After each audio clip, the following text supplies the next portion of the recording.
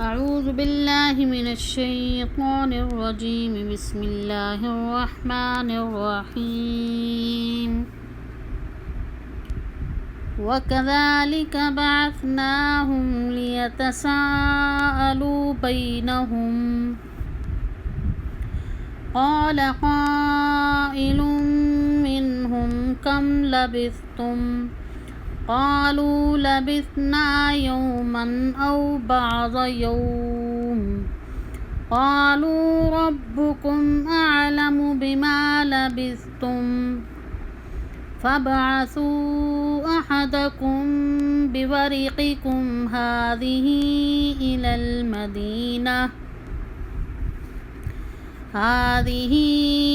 المدينة فلينظر أيها أزكى طعاما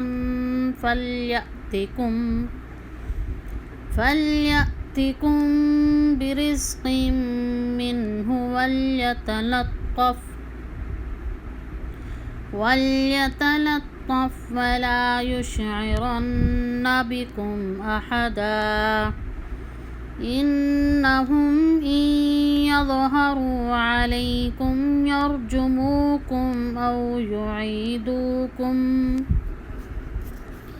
أو يعيدوكم في ملتهم ولن تفلحوا إذا أبدا. وكذلك عثرنا عليهم ليعلموا أن وعد الله حق وأن الساعة لا ريب فيها إذ يتنازعون بينهم أمرهم فقالوا ابنوا عليهم بنيانا ربهم أعلم بهم. قال الذين غلبوا على أمرهم لنتخذن عليهم مسجدا. سيقولون ثلاثة رابعهم كلبهم ويقولون خمسة سادسهم كلبهم رجما بالغيب ويقولون سبعة وثامنهم كلبهم قل ربي أعلم بعدتهم ما يعلمهم إلا قليل فلا تمار فيهم إلا مراء ظاهرا ولا تستفت فيهم منهم أحدا ولا تقولن لشيء إني فاعل ذلك غدا إلا أن يشاء الله. واذكر ربك إذا نسيت وقل عسى أن يهديني ربي لأقرب من هذا رشدا. ولبثوا في كهفهم 300 سنين وازدادوا 9 قل الله أعلم بما لبثوا له غيب السماوات والأرض أبصر به وأسمع ما لهم من دونه من ولي ولا يشرك في حكمه أحدا. واتل ما أوحي إليك من كتاب ربك لا مبدل لكلماته ولن تجد من دونه ملتحدا.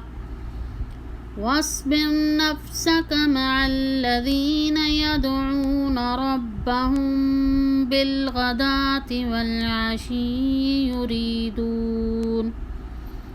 يريدون وجهه ولا تعد عيناك عنهم تريد زينة الحياة الدنيا ولا تطع من أغفلنا قلبه عن ذكرنا واتبع هواه وكان أمره فرطا وقل الحق من ربكم فمن شاء فليؤمن ومن شاء فليكفر إنا أعتدنا للظالمين نارا أحاط بهم سرادقها وإن يستغيثوا يغاثوا بماء كالمهل يشوي الوجوه بئس الشراب وساءت مرتفقا إن الذين آمنوا وعملوا الصالحات إنا لا نضيع أجر من أحسن عملا أولئك لهم جنات عدن تجري من تحتهم الأنهار يحلون فيها من أساور من ذهب ويلبسون ثيابا خضرا من سندس وإستبرق متكئين فيها على الأرائك نعم الثواب وحسنت مرتفقا صدق اللہ العظیم۔ عزیز طلباء و طالبات، السلام علیکم ورحمۃ اللہ وبرکاتہ۔ آج کا ہمارا سبق ہے سورہ کہف، آیت نمبر 19 سے لے کر 28 تک، شاید 31 تک۔ اس آیت میں اس صورت میں میں نے آپ سے کہا تھا کہ میں آپ کو اصحاب کہف کا واقعہ سناؤں گی۔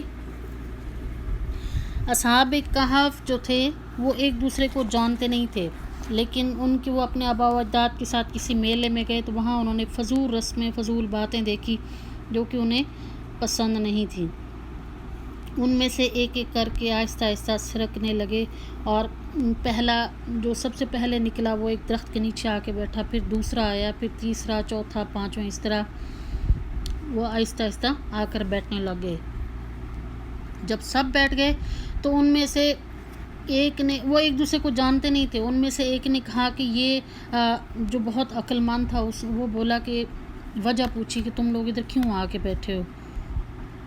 ان میں سے ایک نے کہا کہ یہ جو رسمیں ہو رہی ہیں فضول، ہمیں یہ پسند نہیں آئی، اس لیے ہم ان کو چھوڑ کر ادھر آ گئے ہیں، اور جب کہ اللہ تعالیٰ خالق، رازق اور مالک ہے تو ہم اس کی عبادت کرتے ہیں، نہ کہ ان فضول چیزوں کی۔ تو اس طرح یہ اللہ تعالیٰ نے ان کے دلوں میں محبت ڈالی دین کی، اور وہ ایک دوسرے کے خیر خواہ بن گئے اور ایک دوسرے کے دوست بن گئے۔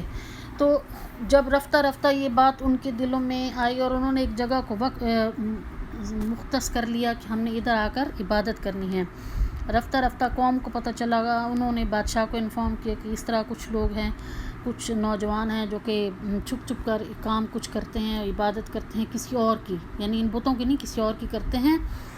بادشاہ نے انہیں بلایا، وہ گئے تو بادشاہ نے ان سے پوچھا کہ تم کیا کرتے ہو، تو انہوں نے صاف صاف کہہ دیا کہ ہم اللہ تعالیٰ کو مانتے ہیں، ہم تمہارے ان جھوٹے خداؤں کو نہیں مانتے، جو ہمارا رازق ہے، جو ہمارا مالک ہے، خالق ہے۔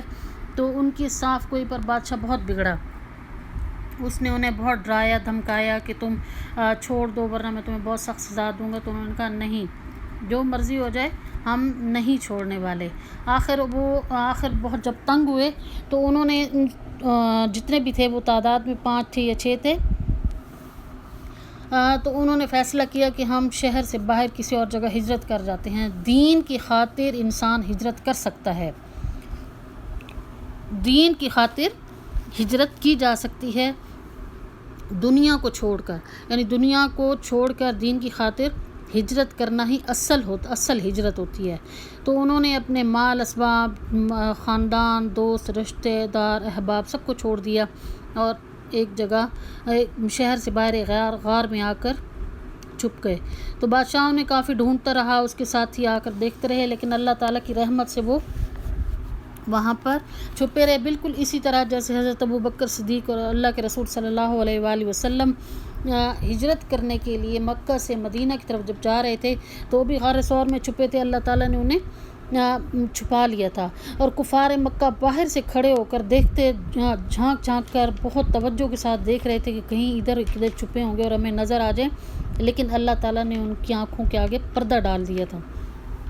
اسی طرح وہ بادشاہ بھی انہیں ڈھونڈتا ہوا آیا، اس کے کارندے ڈھونڈتے ہوئے آئے، لیکن وہ نہ حاصل کر سکے، انہیں کچھ نہ ملا۔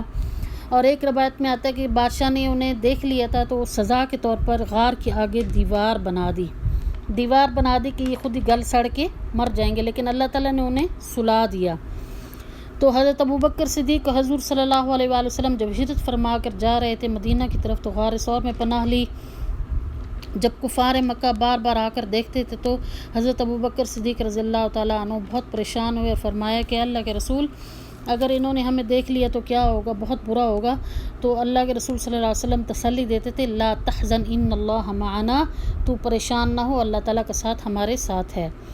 تو اسی طرح اللہ نے غار اصحاب کہف والوں کی بھی مدد کی۔ کہف کہتے ہیں غار کو، اصحاب کہف والے یعنی غار میں رہنے والے، تو ان لوگوں کی بھی مدد کی اور انہیں سلا دیا۔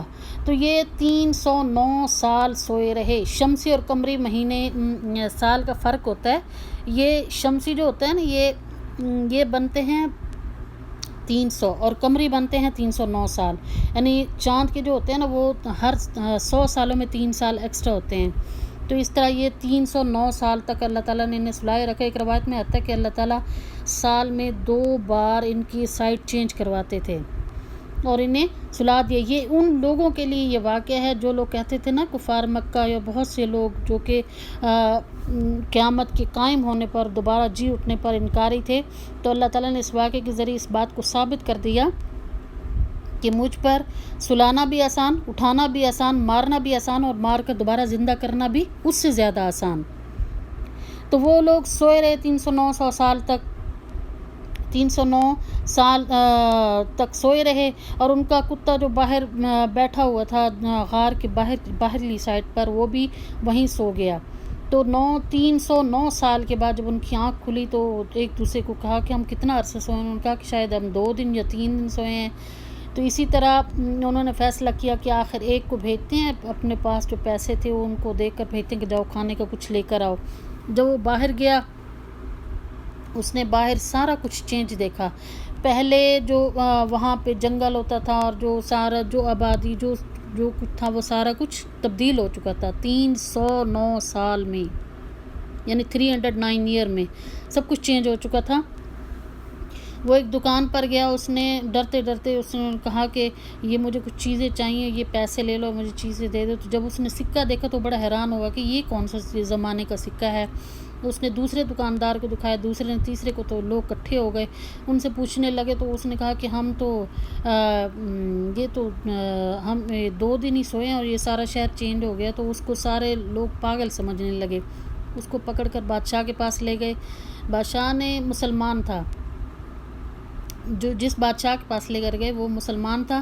اس نے ایک روایت میں آتا ہے کہ وہ بادشاہ ان کے ساتھ آیا اور وہ سارے اصحاب کہف سے ملا اور سب سے باتیں کی، مصافحہ کیا، اور پھر وہ لوگ گئے اپنے غار میں اور جا کر سوئے، اللہ تعالیٰ نے ان کو موت دے دی۔ اور ایک روایت میں آتا ہے کہ بادشاہ کے پاس جب لے کر گئے، بادشاہ نے ساری بات سنی تو اس نے سارا بتایا کہ ہم اس طرح دقیانوس بادشاہ کے زمانے میں جب تھے تو ان پر ہم دین کے موحد تھے، یعنی اللہ تعالیٰ کی وحدانیت کے پیروکار تھے، تو ہم ان کے ڈر سے غار میں آ کر چھپے تھے، تو اللہ تعالیٰ نے ہمیں سلا دیا۔ اب ہماری آنکھ کھلی ہے تو 1 یا 2 دن یا 3 دن کے بعد تو سارا کچھ بدلا ہوا ہے۔ تو وہ کہتے ہیں کہ وہ ایک روایت میں ہے کہ وہ بادشاہ مسلمان تھا تو اس نے وہ ان کے ساتھ آئے کہ آؤ مجھے باقی اپنے ساتھیوں سے بھی ملواؤ۔ جب وہ غار کے پاس آئے تو اللہ تعالیٰ اس نے کہا رکو میں اندر جا کے پتہ کرتا ہوں۔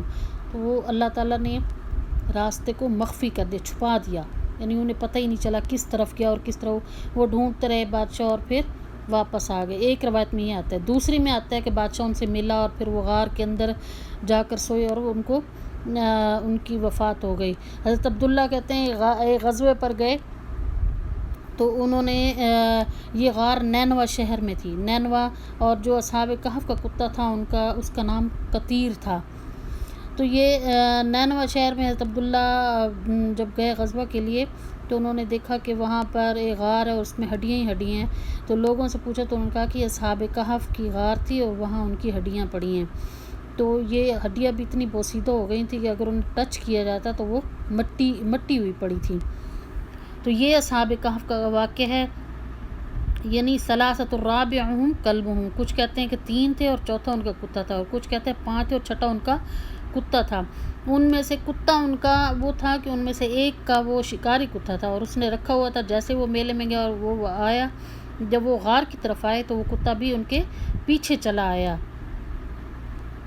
تو اس طرح یعنی یہ آخر میں اللہ تعالیٰ نے بتایا ہے کہ ان الذین آمنوا وعملوا الصالحات، کہ بے شک وہ لوگ جو ایمان لے کر آئے، نیک عمل کیے انہوں نے، انا لا نضیع اجر من احسن عملا، کہ جو لوگ نیک عمل کرتے ہیں ان کے نیک عمل کو اللہ تعالیٰ ضائع نہیں کرتے، یعنی کوئی بھی کسی سے نیکی چھوٹی سی بھی کرے گا نیکی تو اس کی نیکی ضائع نہیں ہوگی۔ دنیا والے ضائع کر دیتے ہیں، بھول جاتے ہیں نیکیاں کسی کی، لیکن اللہ تعالیٰ کسی کی نیکیوں کو نہیں بھلاتے۔